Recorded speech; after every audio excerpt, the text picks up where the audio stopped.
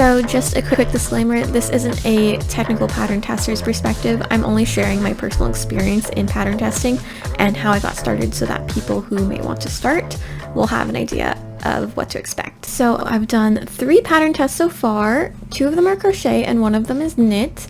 Okay, so a quick explanation of pattern testing is testing out crochet or knit patterns for a designer to find out if there are any issues that need to be changed or modifications so that they're more clear and concise.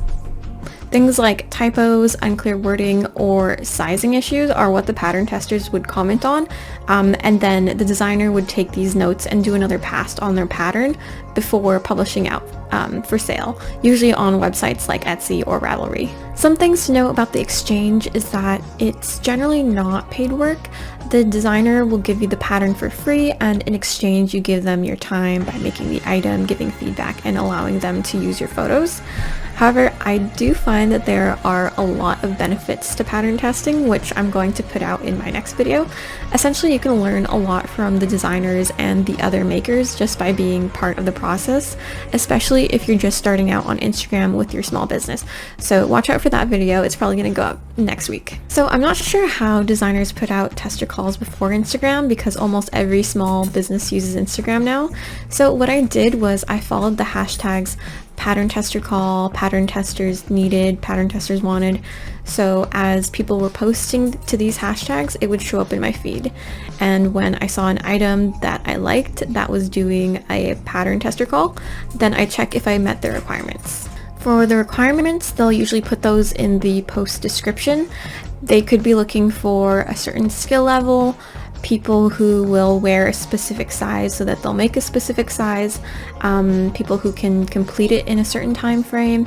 Another thing that they expect is to be able to take high quality photos of the work in progress item and the finished item, and on the body and as a flat lay. Sometimes they're looking for experienced pattern testers, but if you have a maker type Instagram of previous things you've made and you can show that you can follow a pattern and promote the pattern makers, I think that helps enough to show that you have the same skills.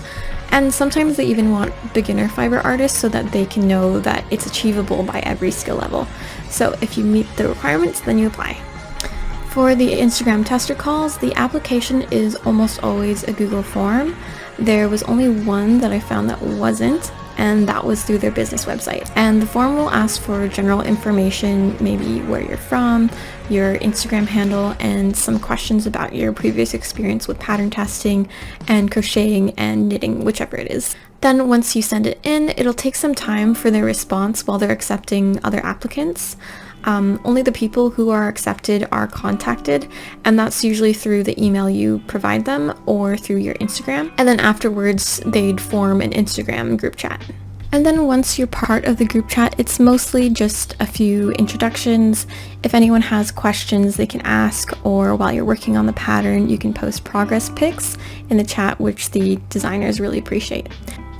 Some questions you can ask your creator or designer are you able to post work in progress pictures online?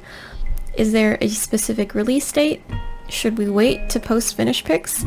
Those are just good things to know in case the designer is aiming to batch release photos or if it's like a secret project. So in case it's not clear, it's always good to ask. And then once you've followed the pattern and you've completed the item, it's usually expected for you to post at least once about the pattern and that it's going up for sale to help promote it. It's also kind of like, why wouldn't you after spending the time to make this beautiful item? Just make sure to add the creator's Instagram. If there is any information about the release date, you can include that and where it'll be released to. And that's basically it.